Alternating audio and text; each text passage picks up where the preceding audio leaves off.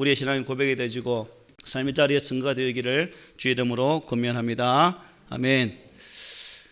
여러분, 부활이 믿어지십니까? 우리 기독교의 핵심은 부활 신앙입니다. 부활을 빼고서는 예수를 말할 수 없고, 부활을 빼고서는 구원도 말할 수 없고, 부활을 빼고서는 생명도 말할 수 없기에 우리는 항상 이 부활 신앙으로 철저히 무장함을 통해서 우리의 삶의 자리에서 구원의 생명 되신 주 예수를 나타낼 수 있는 그런 우리가 되기를 소망합니다. 이 세상에는 고정되어 있는 것, 변화되어 있는, 즉 변하지 않는 것이 하나도 없지요. 시간이 지나면 다 변화되기 마련입니다. 그런데 유일하게 변화되지 않는 하나가 있습니다. 그것이 바로 죽음입니다. 누구나 죽음 앞에 두려워할 수밖에 없고, 그 사망의 권세 앞에 눈물 지을 수밖에 없는 것이 우리 인생인데, 우리 하나님께서는 영원히 죽어 마땅한 우리들을 위해서 독생자 예수 그리스도를 이 땅에 산제물로 보내주셨고, 그분을 통해서 십자가의 대속의 죽음으로 말미암아 사망이 더 이상 왕노릇하지 못하도록 그 권세를 짓누르시고 밟으시며 승리함으로 우리에게 구원의 참 생명 주셨고, 더 이상 사망이 우리를 주재하지 못하도록 우리에게 은혜를 주셨습니다. 항상 우리가 이 신앙 안에서 주의 존귀하심 앞에 감사하는 그런 성숙한 믿음들을 가졌으면 참 좋겠습니다. 내 코가 석자다는 말이죠. 이게 무슨 의미일까요?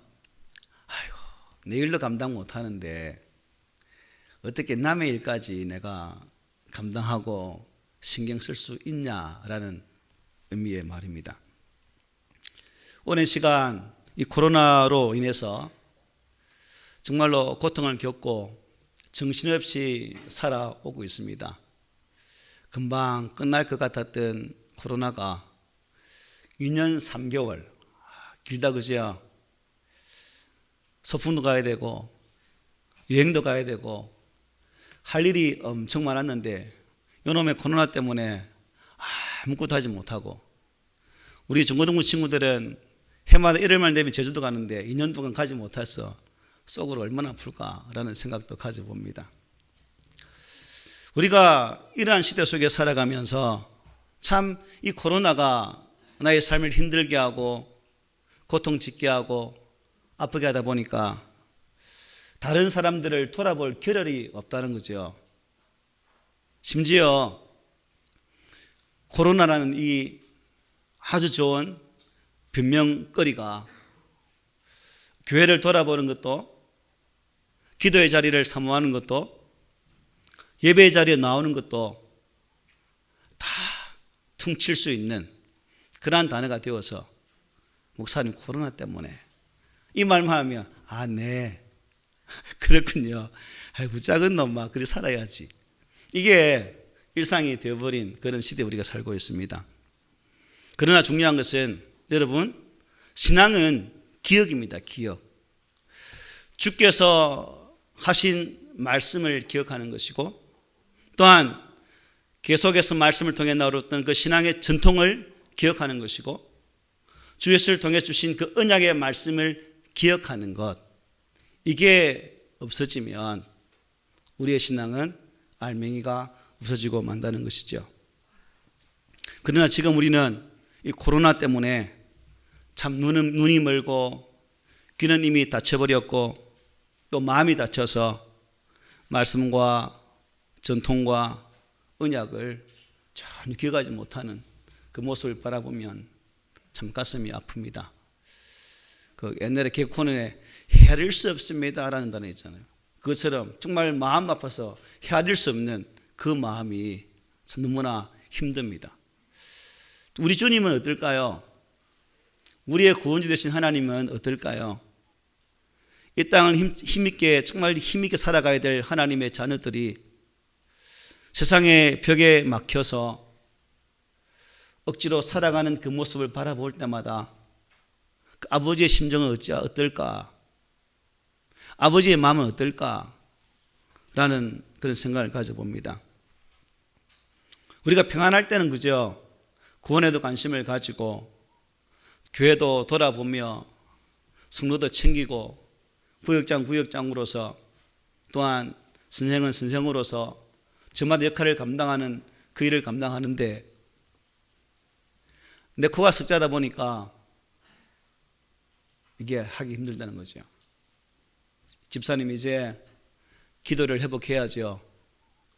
교회에 관심을 가지고 좀 돌아봐야죠. 라고 말을 하면 목사님 지금 그만할 때입니까? 내가 죽겠는데. 이런 소리 안 들어서 그나마 천만 다행인 것 같아요. 이까지 들으면 그만 내 가슴이 칼칼이 찢길 것 같아요. 그나마 말씀 안 해주셔서 참 감사합니다. 속으로는 그만할지라도. 그래도 눈만 보면 다 알죠. 그런 상태에 있구나.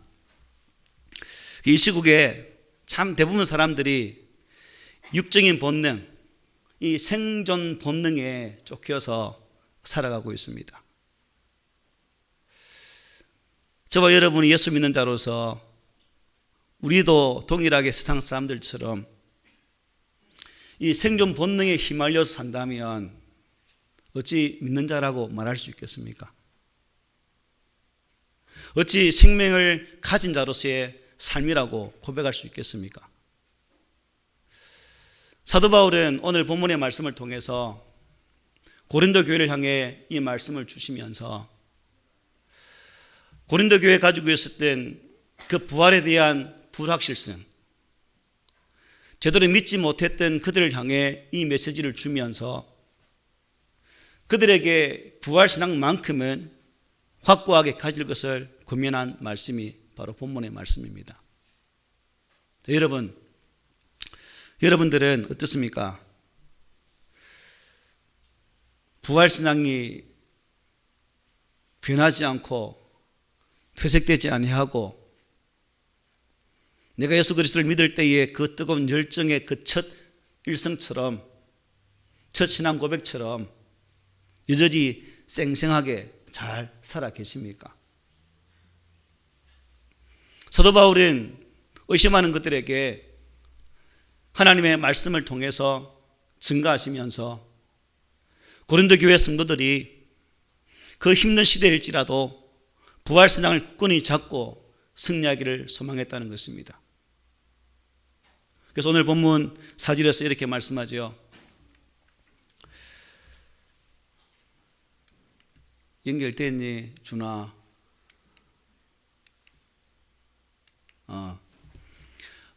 장사 지낸 바 되었다가 성경대로 사흘 만에 다시 살아나셨다라고 성경은 증거합니다. 여러분, 이제 우리 어르신들은 살아왔던 세월의 개수가 많기 때문에 앞으로 살아가야 할 연수의 개수는 적을 거예요. 올 때는 순서가 있지만 갈 때는 순서가 없다고 말하지만 그래도 일단 자연적 치수상 그렇다는 겁니다. 어떤 분들은 죽음이라는 단어 앞에 참 고민하게 되죠. 그래서 저는 우리 어르신들한테 죽기 전에 다 틀어놓고 가시라고, 그리고 새끼들 고생하지 않도록 인명치료 다 신청해서 새끼들 편안하게 살 수 있도록 그렇게 하고 돌아가시라고. 지금 몇 분 했죠? 네, 저도 같이 했잖아요. 등달아 같이 했잖아요. 아주 살 날이 많지만 저도 신청했어요. 이런 죽음이라는 단어가 나와는 상관없을 때는 참 의미가 없는데 그게 나와 연관되어 있으면 왠지 슬퍼져요. 가슴이 막막해 온다는 겁니다. 여러분 어떻습니까?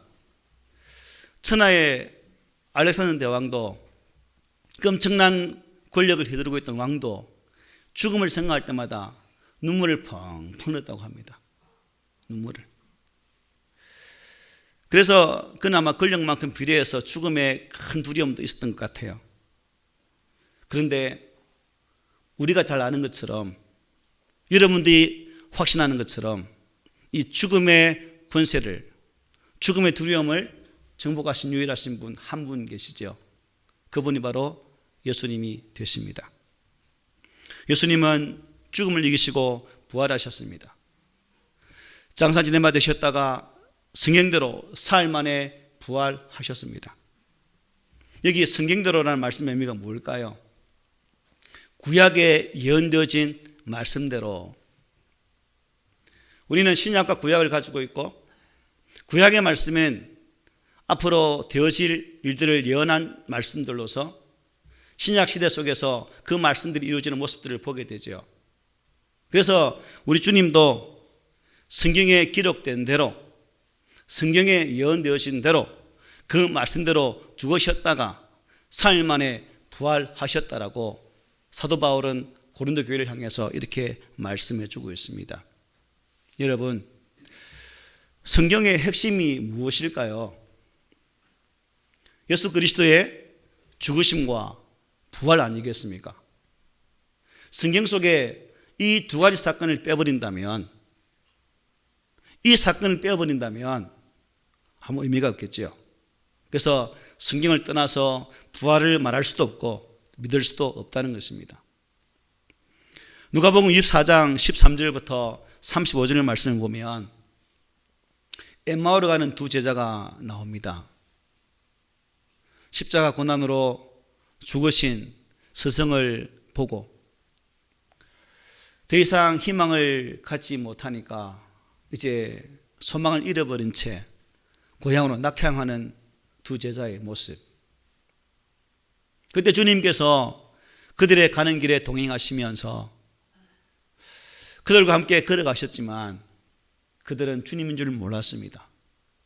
그때 주님께서는 성경의 말씀을 밝혀 증거했을 때 그들의 마음에 감동이 왔다라고 성경은 증거하죠.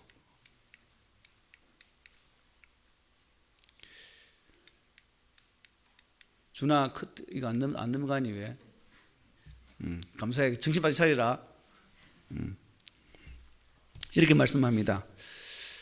그들이 서로 말하되 길에서 우리에게 말씀하시고 우리에게 성경을 풀어주실 때에 우리 속에서 마음이 뜨겁지 아니하더냐라고 말씀하고 있습니다.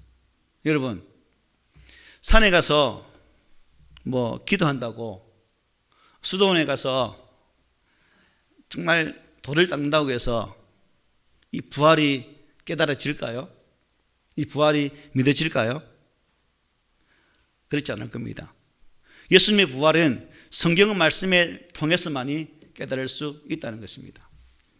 민창아, 이리 와봐라. 잠깐만. 내가 실수를 해서 이걸 방송실에 넣어줘라. 넣어줘라. 그래서 우리가 이 부활의 생명이 무엇인가 한번 생각해 보자는 겁니다. 여러분, 부활하신 예수님은 여러분은 어떤 분이라고 믿으세요? 어떤 분일까? 이 부활하신 예수님. 로마서 1장 4절에 보면 이렇게 말씀하죠. 성결의 영으로는 죽은 자들 가운데서 부활하사 능력으로 하나님의 아들로 선포되셨으나 곧 우리 주 예수 그리스도시다라고 말씀하고 있습니다. 부활하신 예수님은 주가 되시고 그리스도가 되신다는 것입니다. 예수님은 십자가에 못 박혀서 죽으셨습니다. 예수님의 십자가의 죽으심을 통해 나의 죄가 용서함을 받았습니다. 여러분, 이 사실을 믿으십니까? 십자가의 죄사함의 은혜가 나를 살리셨고 그 용서하심의 은혜가 나를 구원케 하셨고 나를 하나님의 자녀되게 하셨다는 사실입니다. 그런데 만일 예수님이 십자가에 죽으시지 않으셨다면 어떤 결과가 초래될까요? 여전히 우리는 죄의 권세 아래서 죄의 종노릇을 할 수밖에 없는 그러한 불쌍한 인생이 되고 만다는 것입니다. 그러나 예수님께서 이 죽은 자를 가운데서 부활하셨다는 거예요. 따라서 예수님의 부활은 우리의 죄가 다 용서받았다는 확실한 보증이 된다는 사실입니다. 우리가 손을 빌릴 때 보증인이 필요하죠. 그것처럼 이 부활이 영원한 생명의 보증이 되었다는 거예요. 부활하신 예수님은 나와 여러분의 주가 되십니다. 주란 하나님 통치자를 뜻하죠. 나의 통치자, 내 인생의 주인, 내 삶의 전부, 그가 바로 예수, 부활하신 그 주님이 되셨다는 사실입니다. 과거에는 제가 나의 삶을 주장하였고 내 인생의 주인 되어서 나를 이리저리 끌고 다녔지만, 죄가 슬픔을, 절망을 심었고 어둠 가운데 살도록 했지만, 이제 부활하신 예수님 때문에, 그분이 나의 주인이 되셨기 때문에, 사망권세를 이기셨기 때문에 더 이상 우리는 죄의 종로를 타지 아니하고 어둠 가운데 머물지 아니하고 빛 가운데서 영원한 생명의 삶을 살게 되었다는 사실. 부활하신 주님께서 이 은혜를 주셨기 때문에 저와 여러분들은 부활하신 예수님을 진실로 나의 구주로 믿고 또한 그리스도로 확신할 수 있는 그러한 믿음을 가지시기를 바랍니다. 그리고 우리 주님은, 그 부활하신 예수님은 부활에 무슨 열매가 되셨다고요? 첫 열매가 되셨다라고 성경이 증거합니다. 우리가 예수님을 믿는다는 것이 무엇일까? 주님이 십자가에 죽으실 때 나도 함께 죽었고 주님이 부활하심 같이 나도 부활한다는 의미입니다. 십자가를 바라볼 때마다 여전히 내 자아가 살아있다면, 십자가 신앙을 믿고 있다고 하면서도 여전히 나의 그 무엇이 십자가보다 앞서 있다면 우리는 아직 죽지 않았다는 증거입니다. 내가 죽지 아니하면 여전히 죄라는 놈이 우리를 끌고 다닐 수밖에 없어요. 하지만 우리가 십자가의 그 은혜 가운데서 나를 철저하게 복종해 죽여 드릴 때 비로소 주님의 승리가 나의 승리가 되는 것이고, 그 주님의 부활의 은총이 나의 은총이 될 수 있다는 사실입니다. 그래서 고린도전서 15장 20절에 이렇게 말씀하지 않습니까? 그러나 이제 그리스도께서 죽은 자 가운데서 다시 살아나사 잠자는 자들의 첫 열매가 되셨도다. 아멘. 첫 열매, 무슨 의미일까요? 제일 먼저 열리는 그 열매를 볼 때, 이게 이런 열매가 열리는 나무구나 라는 사실을 알잖아요. 그래서 우리 예수님이 부활의 첫 열매 되셨기 때문에 저분이 저렇게 부활하셨던 것처럼 그분 안에 있는 자들은 저렇게 부활할 수 있겠구나 라는 그 신뢰가, 그 믿음이 온다는 사실입니다. 그런데 주님의 부활 따로 나의 부활 글쎄라고 생각한다면 우리의 신앙은 심각한 병에 들어있다는 거예요. 주님이 부활하셨던 것처럼 나 또한 반드시 부활한다는 이 믿음의 확신, 이것이 오늘날 우리에게 절대적으로 필요한 시대에 살고 있습니다. 우리는 썩는 것으로 심고 썩지 않을 것으로 거둘 것입니다. 우리는 욕된 것으로 심고 영광스러운 것으로 다시 살아나게 될 것입니다. 우리는 육의 몸으로 심고 신령한 몸으로 다시 살아나게 될 것입니다. 이것이 부활의 첫 열매 되신 주님이 보여주신 증거이기 때문에 우리 또한 이러한 은혜를 누리게 된다는 거예요. 또 부활하신 예수님은 우리에게 산 소망을 주셨습니다. 산 소망. 인간은 소망의 존재죠. 사람이 여러분 소망이 없다면 한시도 살아갈 수 없습니다. 저도 우리 꿈 있는 교회에 대한 소망이 있습니다. 그냥 그럭저럭 목회하다가 그럭저럭 사역하다가 시간 때 되면 은퇴해서 하나님께 가는 게 제 소망이 아니라, 비록 하만 땅 모퉁이에 있는 교회지만 하나님의 교회가 든든히 서서 비록 다수의 무리는 없을지라도 십자가로 무장한 성도 한 사람 한 사람이 십자가 정병이 되어서 마지막 시대에 복음으로 무장하고 복음의 은혜를 증가하는 그러한 교회. 부흥은 자주 말씀드리잖아요. 부흥은 숫자적인 부흥이 아니라 내 심령의 변화가 참 부흥입니다. 내가 부흥되지 아니하면 교회 부흥 기대할 수 없고요, 내가 부흥되지 아니하면 이 땅에 소망이 없다는 거예요. 우리는 부흥을 거꾸로 생각하죠. 머리 숫자 많으면 그게 부흥이다라고. 아니에요. 우리 주님은 부름받은 성도 한 사람 한 사람이 말씀 안으로 똑바로 서 있을 때 그걸 부흥으로 본다는 거예요. 말씀으로 나의 욕된 심령을 갈아엎고 성령의 은혜로 나의 잘못됨을 갈아엎고 그 속에서 새로운 삶을 살아가고자 애쓰는 그 아름다운 모습이 참된 부흥이요. 그 성도가 섬기는 교회가, 그 교회가 있는 교회가 이 시대의 소망이 될 수 있다는 사실입니다. 이게 제 꿈입니다. 옛날 우리 어린 시절에는 어르신들은 보릿고개 있었고, 그나마 제 어릴 때도 부유하지 않았기 때문에 하루 입에 넣어서 오물오물 씹을 거 있고 먹을 게 있으면 참 행복했고 기뻐했던 때가 있었습니다. 제가 알기로는 1979년인가 100억 달러 수출 다 엄청나게, 그때는 100억 달러가 엄청 컸잖아요. 근데 지금 여러분 GNI 국민 총소득이 얼마인 줄 아십니까? 올해 3만 5천 달러. 많죠. 이게 선진국 대열이거든. 3만 5천 넘어가면. 그리고 아직도 내 집은 없지만 주택 보급률이 103%. 집 없는 사람들 허망합니까? 103%는 왜 집이 없지? 이게 또 연구 대상이라는 거예요. 그래서 이게 채워지고 저게 채워지면 뭔가 되겠다라는데 또 그 채워지면서 우리 간에 참 좋다라는 생각이 들어야 되는데, 여러분 행복하세요? 행복하냐고. 양주사 행복해요? 유엔사나 SN이라는 그 기구에서 6개 항목으로 조사를 했습니다. 뭐냐면 6개 항목이 뭐냐면 1인당 GDP, 사회적 지지, 기대 수명, 선택의 자유, 관용. 그래서 월드 해피니스 리포트라는 이 책을 통해서 세계 행복한 나라 100개국을 선정했어요. 우리나라가 몇일까요? 59위. 아시아에서는 6번째. 그래서 영국의 경제학 허신은 이렇게 말합니다.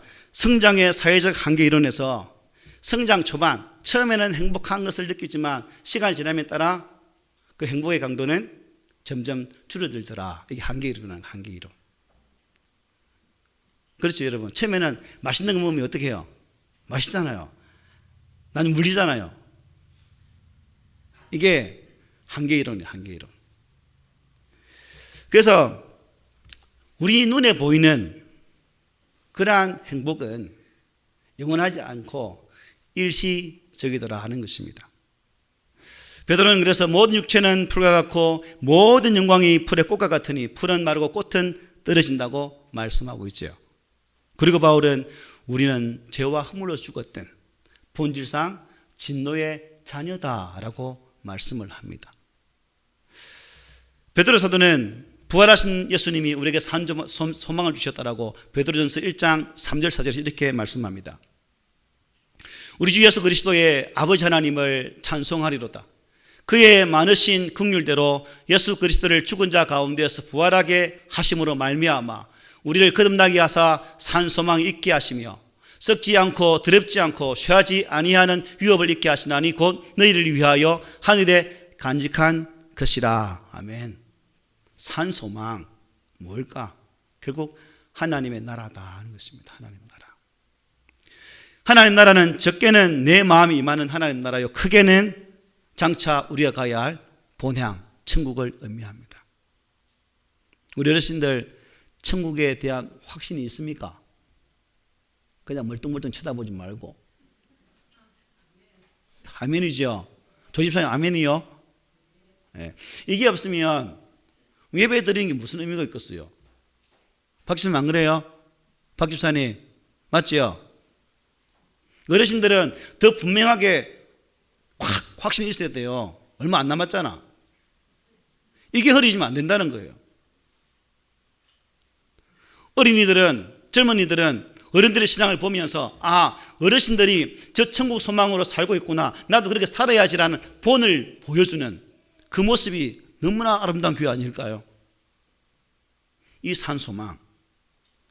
또 이 산소망은 재림하실 예수님을 가리킵니다. 장차 호령과 천사장의 나팔 소리로 이 땅에 오실 그 재림주 예수 그리스도. 여러분 재림 사건을 믿으세요? 장차 이 땅에 심판주로 오실 그 주님이 계실 것을 확신하십니까? 불신자에게는 영원한 사망을 위해서, 믿는 자들에게는 하나님께 거룩한 품에 안겨서 영원토록 왕노릇하기 위해서 이 땅에 재림하실 그 주 예수 그리스도를 믿느냐고요.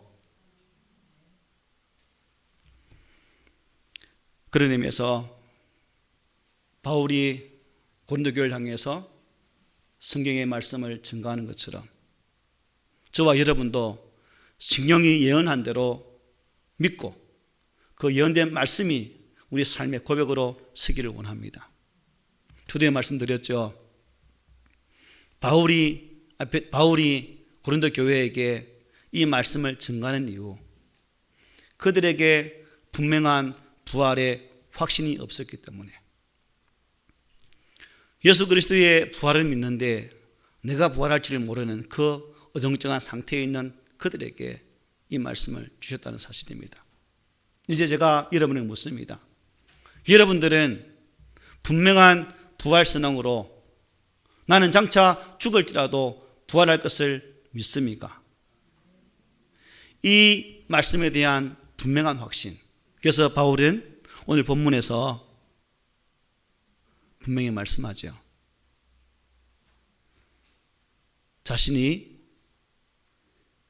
예수를 보았다라고.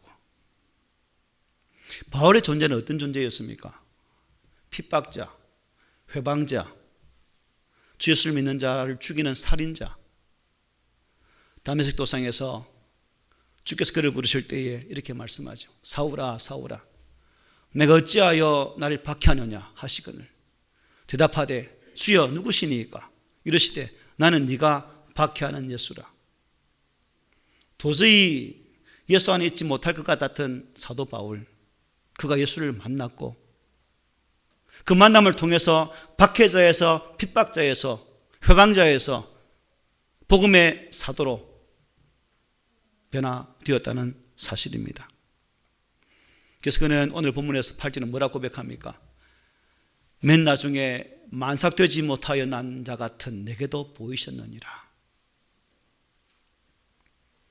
전에는 자신이 최고인 줄 알았는데, 자신이 가장 뛰어난 줄 알았는데 아니라는 겁니다.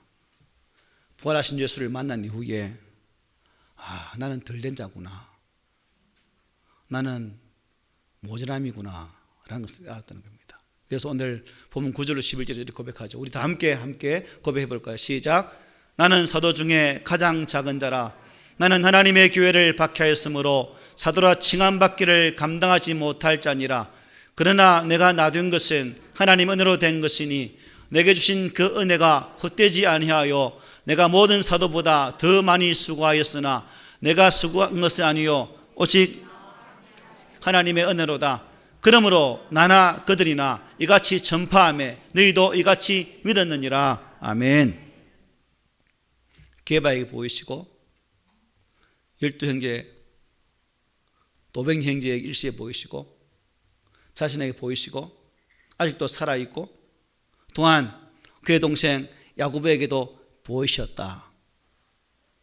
바울은 그 당시에 살아있었던 예수님의 부활의 목격자들을 증인으로 세우시고 그들을 통해서 다시금 부활의 분명한 신앙으로 무장하기를 원했다는 사실입니다.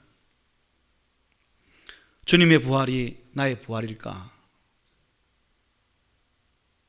이 분명한 질문 앞에 우리는 오늘 뭐라 대답하시겠습니까? 한번 따라해 보시겠습니까? 주님의 부활은 나의 부활입니다.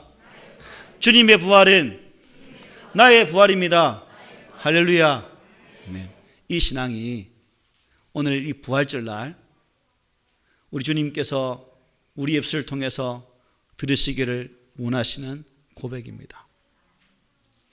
코로나가 아직도 끝나지 않았지만 여전히 나의 삶의 자리에는 힘든 것이 존재하지만 나를 통해 지금도 역사하시는 그 성령의 강력하신 은혜 가운데서 그 믿음으로 우리 모든 성도들이 아름다운 믿음의 경주를 잘 감당해서 정말 마지막 때에 주님, 이 부활신앙으로 나를 살려주심을 감사합니다. 이 부활신앙이 계셨기 때문에 내일까지 달려왔습니다. 하나님 품에 안겨주시니 참 감사합니다 라는 고백을 통해서 하나님 품에 다 안길 수 있는, 또한 그 기쁨을 찬양하고 아름다운 감사의 고백으로 드릴 수 있는 저와 여러분 되기를 주님 이름으로 권면합니다. 아멘.